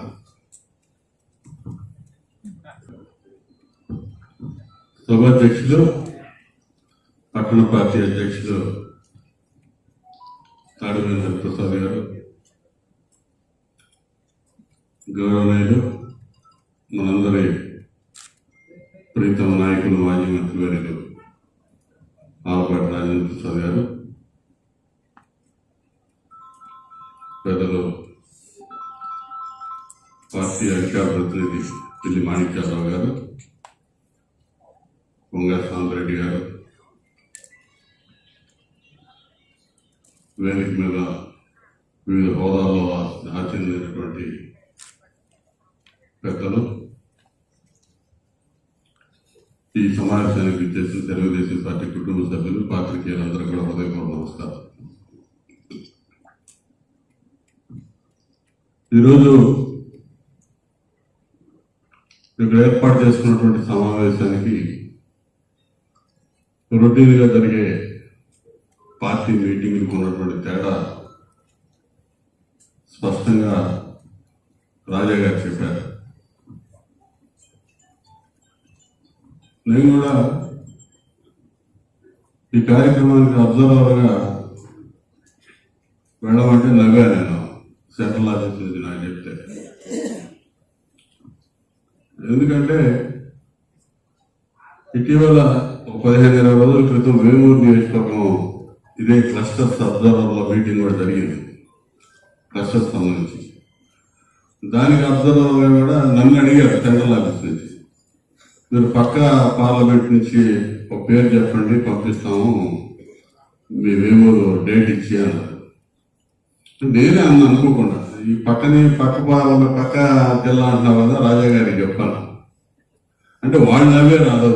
రాజా గారు రావట్లేదు మీ దగ్గరికి, మీరంతా ఒకటేగా అంటే, సరే అయితే ఎవరో ఒకటి నర్సరావుపేట జిల్లా వాళ్ళు పంపండి అంటే ఆంజనేయులు గారిని పంపించారు. మళ్ళీ వాళ్ళే నేను ఫోన్ చేసి నన్ను తెనాలికి వెళ్ళమన్నారు. ఏమైనా మొత్తం మీరు నా మాట అన్నారు, అదే సర్దుకున్నాం, సరి చేసుకున్నాం, మీరు వెళ్ళాడు. అలాగే ఎందుకంటే ఈ క్లస్టర్ విధానం రూపకల్పన చేసినాక పార్టీ మొట్టమొదటి చంద్రబాబు నాయుడు గారు రాష్ట్రంలో 5 చోట్ల పంపించారు. ఒక మోడల్గా ఎలా ఉంది అసలు ఈ సిస్టమ్ ఎలా పనిచేస్తుంది చూద్దామని.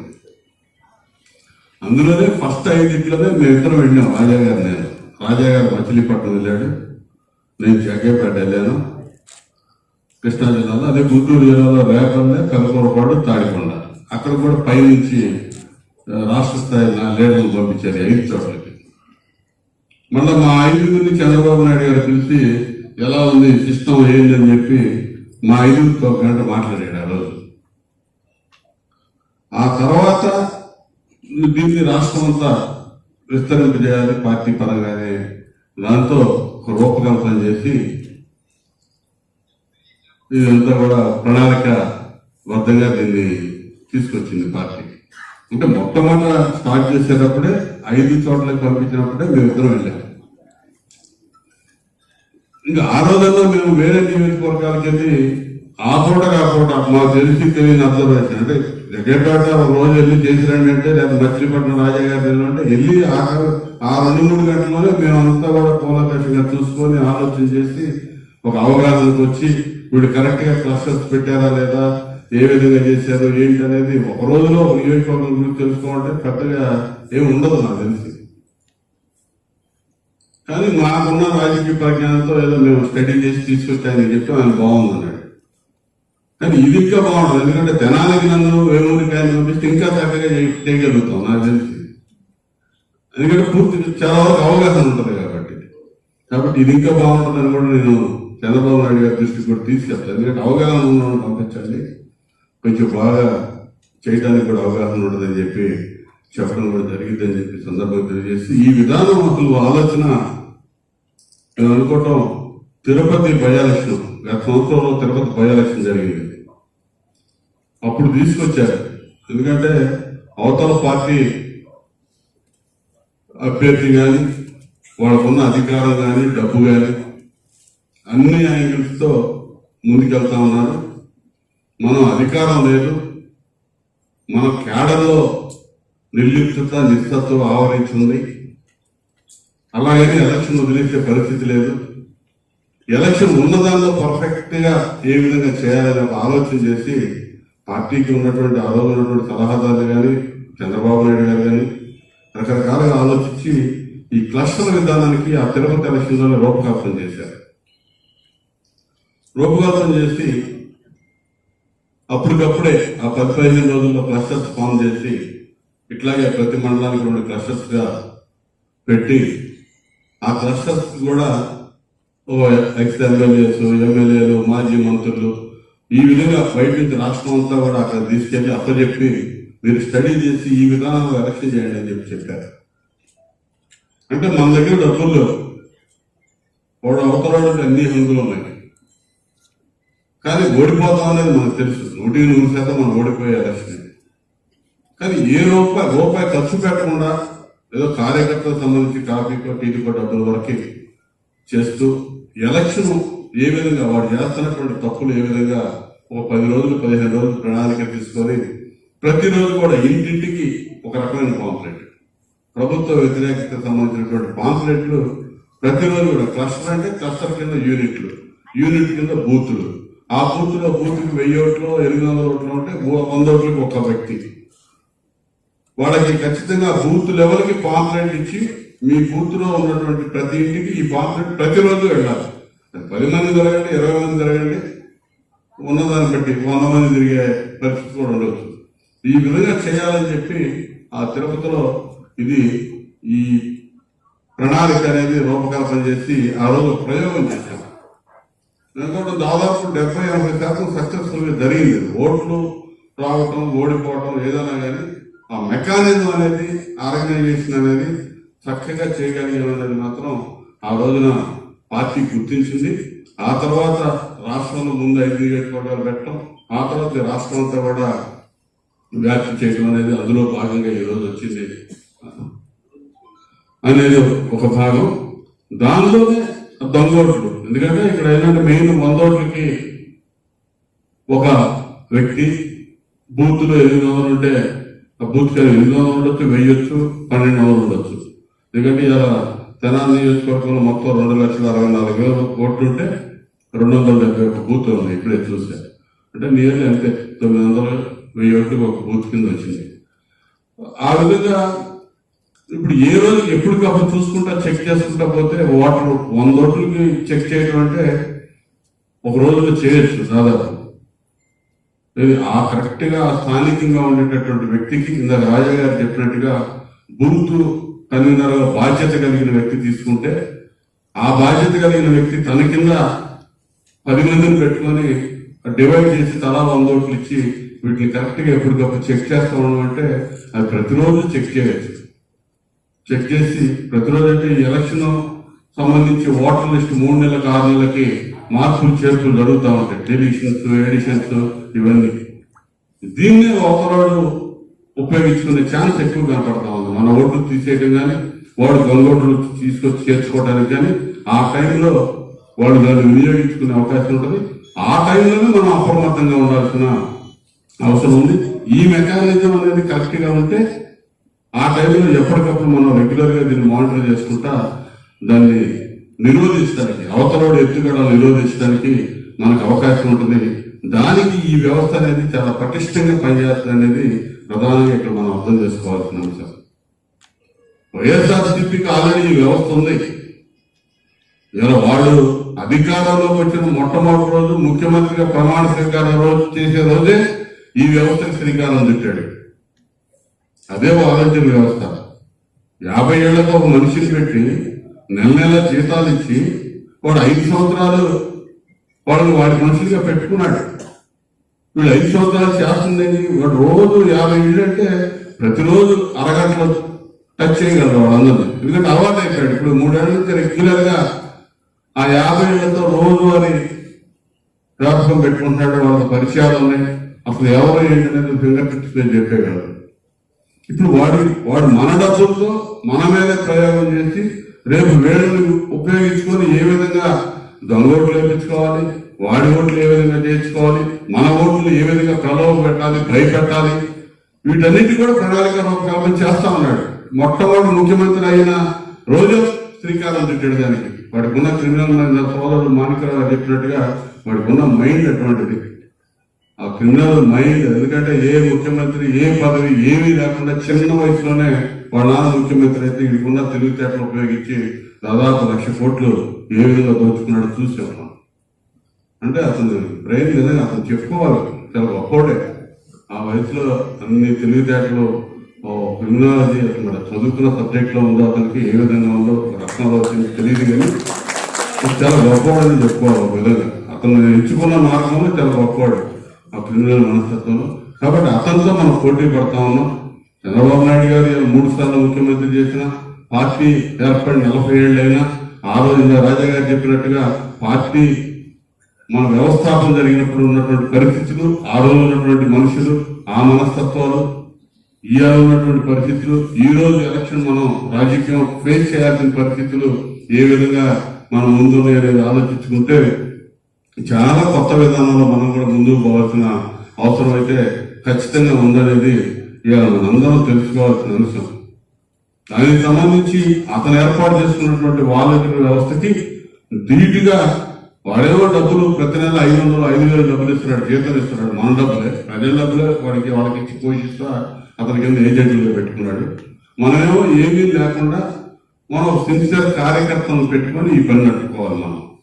కాబట్టి బాధ్యత కలిగినటువంటి వ్యక్తులు బూత్ స్థాయి నుంచి బాధ్యత తీసుకుంటేనే మనం ఈ వ్యవస్థను సక్సెస్ఫుల్ గా ముందుకు తీసుకెళ్ళగలనేది యథార్థం. ఖచ్చితంగా గెలుపు అనేది తెలుగుదేశం పార్టీ అధికారంలోకి వస్తుంది అనేది 100% నిజం, ఎక్కడ అనుమానం లేదు. వాడు ఎన్ని వ్యవస్థలు పెట్టుకున్నా, ఎన్ని నేర పూరితమైనటువంటి ఆలోచనలు చేసినా, ఏ విధంగా అతను డబ్బు కానీ, దర్పం కానీ, ఇన్ఫ్లుయెన్స్ కానీ, లేకపోతే అధికారాన్ని ఏ విధంగా వినియోగించినా ప్రజలు డిసైడ్ అయ్యారు. అలాగని మనం అప్రమత్తంగా అలసత్వంతో ఉంటే మాత్రం దెబ్బతినే ప్రమాదం కూడా ఉంటుంది. ఎందుకంటే గ్రామాల్లోకి వెళ్తా ఉన్నాం మనం. ప్రజల మధ్యకి వెళ్ళినప్పుడు వాళ్ళలో కనపడేటటువంటి ఉత్సుకత కానీ, వాళ్ళు మన మీద చూపిస్తున్నటువంటి ప్రేమాభిమానాలు కానీ, ఆ కమిట్మెంట్, పార్టీ పట్ల ఉన్నటువంటి కమిట్మెంట్ పొరపాటు చేసామనేది స్పష్టంగా చాలా మందిలో చూస్తా ఉన్నాం మనం. జరిగింది ఒకసారి. ఎందుకంటే తెలుగుదేశం పార్టీకి ఎందుకు ఓట్లు వేయలేదు, ఎందుకు ఓడిపోయామంటే మనకే తెలియదు మనం ఎందుకు ఓడిపోయాం అనేది. ఓడిపోయాం కానీ ఆ రోజు ఎవరు కూడా మనల్ని ఎదిరించి మాట్లాడటం, లేకపోతే నువ్వు ఈ తప్పు చేస్తున్నావు నిలేసిన పరిస్థితి చివరి రోజు వరకు కూడా మనం ఒక్క సంగతి కూడా ఎరగం. ఎన్నికల వరకు కూడా మన గ్రామాల్లో పోతే, ప్రజల మధ్య పోతే, నువ్వు ఎందుకు వచ్చావు, 5 ఏళ్ల క్రితం నీకు ఓట్లేసి చేయించావు, ఏం చేసావు, ఏ ముఖం పెట్టావు, మా దగ్గరికి వచ్చావని ఒక్క మనిషి కూడా నియోజకవర్గం మొత్తం మీద అడిగారు కదా నాన్నగారు, రాజా గారి. కానీ ఓడించారంటే వాళ్ళ ఆలోచన ఏదో ఉంది, మనం ఏదో చేయలేదనేది కాదు, చేశాం మనం. ఇంకా వచ్చేవాడు ఏదో చేస్తాడు భ్రమపడ్డారు. రెండోసారి చూడాలి, ఒక ఛాన్స్ ఇవ్వాలనే ఆలోచనకి అట్లా ఫిక్స్ అయిపోయి అతను ఓట్లు వేసినటువంటి పరిస్థితి.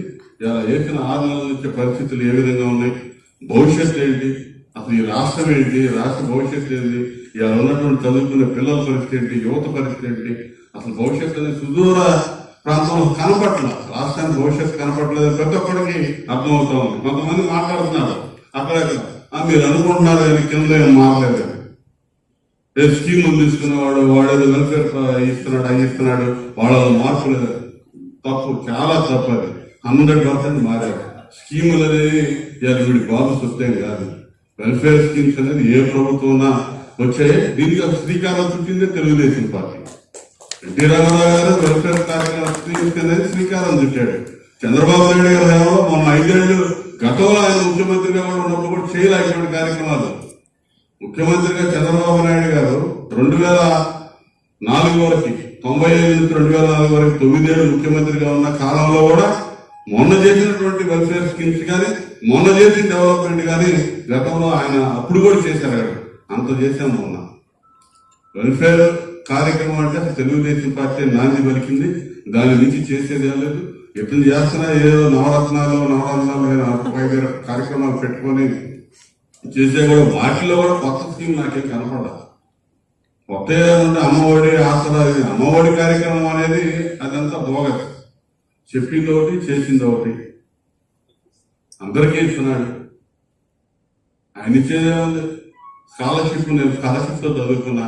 నా ఇంట్లో నేను, నా అన్న, నాకు ఇంకా అన్నదమ్ములు, ఇంకా నా 5 పిల్లలు అందరూ చదువుకున్నాం స్కాలర్షిప్. ఇవాళ 5 ఎస్సీల్లో 5 కుటుంబంలో 4 చదువుకున్నాడు అంటే ఒకటి వస్తుంది డబ్బులు. వీడి బాబు సోమా మాకు రాజ్యాంగం ఇచ్చింది, రాజ్యాంగం రక్షణ ఇచ్చింది. అంబేద్కర్ గారు ఇచ్చాడు రాజ్యాంగంలో. అందరికీ ఎస్సీ ఎస్టీ అంటే 25% జనాభా ఉన్నారు ఈ రాష్ట్రంలో. వాళ్ళు చదువుకునే హక్కు లేదు. వీడు దోచుకున్నాడు, వీడు తీసేశాడు. ఇచ్చిన హక్కులు, రాజ్యాంగం కల్పించిన హక్కుల్ని హరించాడు. 4 పిల్లలుంటే ఒకరికే ఇస్తున్నాడు. 4 పరిస్థితి ఏంటి? ఇది ఇలా తెలుసుకున్నారు. నాడు కొంతమంది మాట్లాడుతున్నారు, లేదంటే ఇంకా మాట్లాడండి పల్లెలు రాదు. ఖచ్చితంగా వచ్చింది. 100% వచ్చింది పల్లెల్లో మార్పు. నేను చూస్తున్నాను. నేను ఒక పెళ్లి కూడా పావుకో తినకపోతే అక్కడ వాడు చూపించే ఎఫెక్ట్ చూస్తే నాకు అర్థమైంది. ఇలా నా నియోజకవర్గంలో పెదపూడి గ్రామం ఉంది. 3 ఎన్నికల్లో నాకు ఎంత మైనస్ నాకు తెలుసు. మొన్న వాళ్ళ గుడి ప్రతిష్ఠ జరిగింది. మంత్రిని పిలవాలి. నన్ను పిలిచారు. నా కుదరదు, నాకు మహానాడు ఉన్నాను. లేదు సార్, 5 నిమిషాలను మీరు వచ్చేదా సార్ అన్నారు. సరే ఎక్కడ కూడా మీరు నేను 9:30 వచ్చేస్తాను. 10 నిమిషాలు కనపడేస్తాను. అప్పటికే మేము రెడీ చేసుకుంటాం, రావాల్సిందే అన్నారు. నాకన్నీ రాజయ్య గారి పెదపూడి గురించి అంతే తెలుసు. నేను 9:30 గ్రామం అంతా మొత్తం ఊరేగించాను. ఎప్పుడు ఆ గ్రామాన్ని ఇప్పుడు ఆ ఊరేగించారు. అంత ఎఫెక్షనేట్ గా వాడు తీసుకెళ్లి పొరపాటు చేసాం అని 3 సార్లు నా మైనస్ కూడా మామూలు మైనస్ కదా. మీరున్నప్పుడు కూడా అదే లేదు. అటువంటిదా రేపు ఓట్లు నాకు ఎన్ని వస్తాయి వాళ్ళలో ఉన్న ఆ ఎఫెక్ట్ అనేది నేను చూశాను. పెదపూడే కాదు, అది ఉదాహరణ మీకు చెప్పాడు. సో కాబట్టి స్పష్టమైన మార్పు ఉంది. ఇక మనం చేయాల్సింది ఏంటంటే మనం ఎక్కడ కూడా అలసత్వం అనేది వీడాలి. గెలుస్తున్నాం అనే ఒక ఆలోచనతో ధీమాతో పోకుండా ఖచ్చితంగా. ఎందుకంటే వాడి రకరకాల ప్లాన్లు చేస్తాడు. మాణిక్యరావు చెప్పినట్టు వాడి దగ్గర డబ్బు ఉంది, అన్ని ఉంది, ఏదేదో చేయడానికి ఆలోచన చేస్తాడు. ఏది చేసినా కూడా ప్రజాబలం ఉంది. వాడు 5,000 ఇచ్చినా ఇంకోటి చేసినా డబ్బు అన్నిసార్లు పనిచేస్తాను కూడా నేను అనుకోవట్లేదు. కొన్ని విషయాలు వేదిక మీద మాట్లాడకూడదు, డబ్బుల విషయం అటువంటి. ఇంకా అవన్నీ చెప్పుకుంటే చాలా విషయాలు ఉంటాయి. ఏది ఏమైనా వాడు ఎలాగో మనమే గెలుస్తాం. కానీ మనం ఎక్కడ కూడా అలసత్వం లేకుండా ఈ విధానం, ఈ క్లస్టర్ విధానం, ఈ క్లస్టర్ తర్వాత వచ్చేటటువంటి యూనిట్లు కానీ యూనిట్ల తర్వాత వస్తున్నటువంటి బూతులు కానీ ఇక కమిటీ నిర్మాణం చేసుకున్నాం వెళ్ళాం అనేది కాదు. ఖచ్చితంగా రాజయ్య గారు చెప్పిన విధానం నేను కూడా ఆలోచన చేస్తా. ఖచ్చితంగా దాన్ని ఇంప్లిమెంట్ చేయడానికి ప్రయత్నం చేస్తాం. బాధ్యత కలిగి ప్రతి ఒక్కరు ఒక బూత్ తీసుకుంటే 250 బూతులు ఖచ్చితంగా మన దగ్గర మెయిన్ లీడర్స్ 500-600 మంది ఉంటారు నియోజకవర్గంలో. కాబట్టి బాధ్యత కలిగి ప్రతి ఒక్కరు ఒక బూత్ తీసుకుని దాని మీద కాన్సన్ట్రేషన్ చేసి నెలలో 4 రోజులు ఆ బూత్ గురించి ఆలోచన చేసి స్టడీ చేస్తామంటే రాజయ్య గారు బూత్ తీసుకున్నాడు.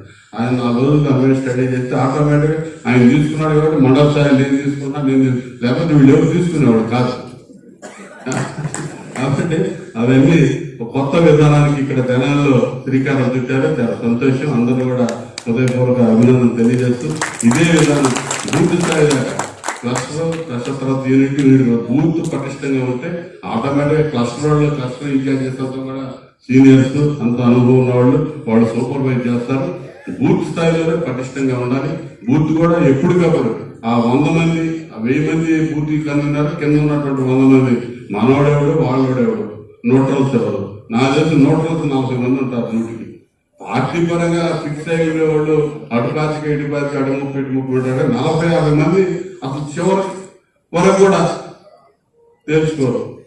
అటువంటి వాళ్ళ మీద ఎక్కువ కాన్సన్ట్రేషన్ చేసి అన్ని రకాలుగా అసలు ఓట్లు ఏం చేస్తా ఉన్నారు. ఎందుకంటే టౌన్ తెనాలి అనేది టౌన్ చూస్తే 151,000 ఓట్లు ఉన్నాయి. మొత్తం 2,64,000 ఉంటే 151,000 తెనాలి టౌన్ లో ఉన్నాయంటే దాదాపు 63-65% మధ్యలో పర్సెంటేజ్ ఓటింగ్ తెనాలి టౌన్ లోనే ఉంది. మీరు చెప్పినటువంటి తప్పులన్నీ కూడా ఎక్కువ జరగడానికి టౌన్ లోనే ఆస్కారం ఎక్కువ ఉంటుంది. గ్రామాల్లో ఏంటంటే తీసేయడం పెట్టడం అవన్నీ మనకు అర్థం అవుతుంది.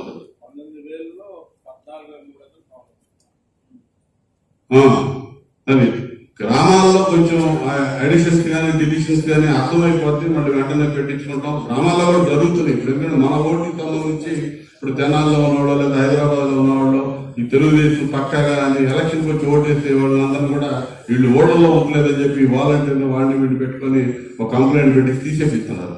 ఇవన్నీ కూడా చెక్ చేసుకుంటూ మళ్ళీ యాడ్ చేసుకుని ప్రతి 6 నెలలకు ఒకసారి అది ఎలా ఓటు చేయడానికి అవకాశం ఇచ్చినప్పుడల్లా మళ్ళీ చేసుకుంటూ ఉండాలి.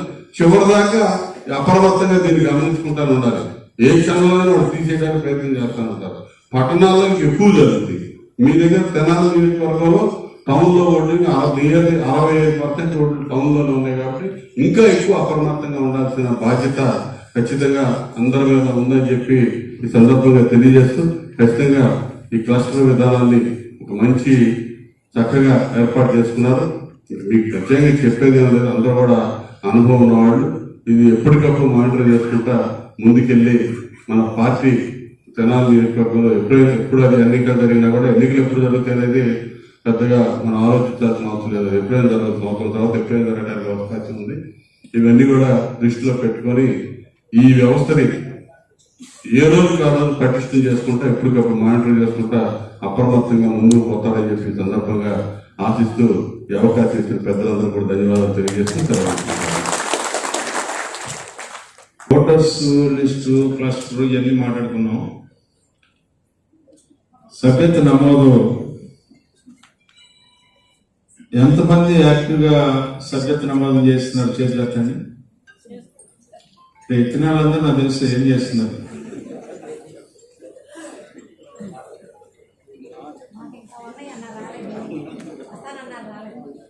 ఓకే, ఇక్కడ 500 మంది కూర్చుంటే ఒక 40 మంది ఎత్తారు చేతులు. దయవుంచి సభ్యత నమోదులోనే మీకు కంక్లూజన్ వస్తుంది. ఎవరైతే వార్డు స్థాయిలో ఉన్న లీడర్స్, బూత్ స్థాయిలో ఉన్న లీడర్స్, మండల స్థాయిలో ఉన్న లీడర్స్, నియోజకవర్గ స్థాయిలో ఉన్న లీడర్స్, జిల్లా స్థాయిలో ఉన్న లీడర్స్, దయవుంచి అందరూ కూడా సభ్యత నమోదులో ఏ ప్రాంతంలో ఉంటే ఆ ప్రాంతం ఒక బాధ్యత కలిగిన కార్యక్రమంగా బూత్ కమిటీలు సభ్యత నమోదు రెండింటినీ మనం లింకప్ చేసుకొని వెళ్ళగలిగితే మీకు డ్రైవ్ తెలిసిపోతా ఉంటుంది. ఇవాళ నేను